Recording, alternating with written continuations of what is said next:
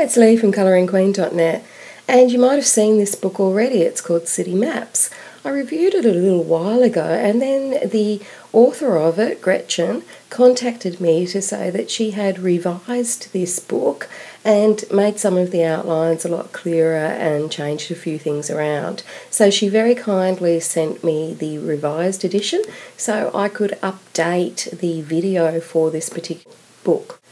So City Maps is all about colouring in maps from different cities around the world. There's 40 odd maps in here. They're printed on white paper. It's the exact same size as the original City Maps book, and it has a table of contents and then all of these lovely little maps. Now, I'm a little bit geeky. I love maps, and I used to work a lot with maps, so to me looking at these things is just like being back home. So you can see that there's lots of little lines and diagrams and whatnot, and all the maps pretty well resemble little line art and little shapes. The great thing about maps is that if you're new to colouring, you can just do whatever you want here. You can colour in anything that you might like. You don't have to worry about skin tones and hair and making fur and texture. You just colour whatever you fancy. So that's the great thing about maps, and that's why I like them so much for colouring, because you can have a lot of fun with them. So these maps are from all different cities around the world.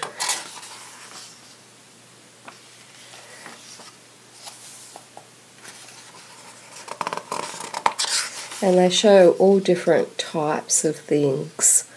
So we have land sizes and dimensions. And it's great to see a topographic view or a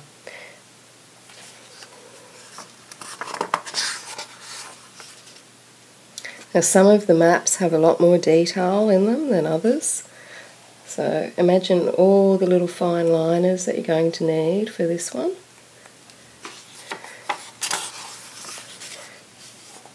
Whereas others have some larger spaces, making it so much easier for you to colour in if you're just new to colouring.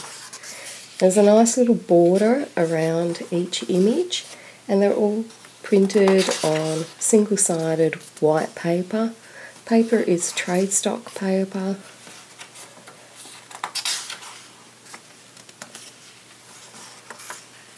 And the book is not as big as other colouring books. We'll give it a quick measure when we finish this review.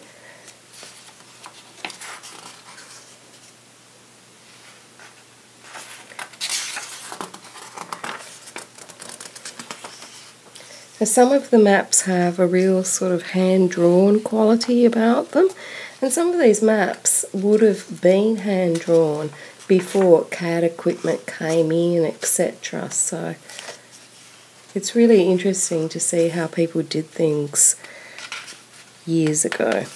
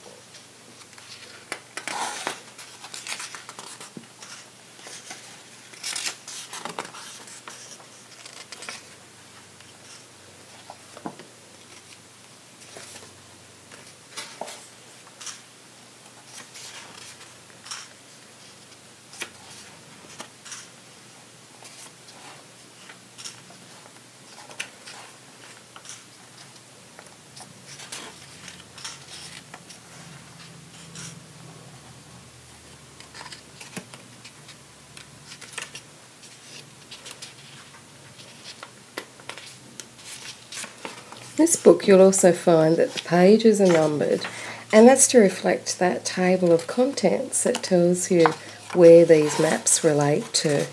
So we don't often see that in colouring books. Now, there's a blank bit of paper at the back. There's a couple of blank bits. They're always good to put in between pages. They're always good to protect in between pages when you're colouring. On the back we've got some thumbnails of the images inside, and the same cover as the original City Maps book. So we'll just give it a quick measure. It is approximately 22 centimetres, nearly 9 inches, nearly, by 21.5 centimetres or 8.5. So it's a little bit smaller than some colouring books, which makes it great for popping into your handbag or using it to travel with or when you're commuting. So I hope you enjoyed the revised City Maps colouring book for adults. Until next time, happy colouring.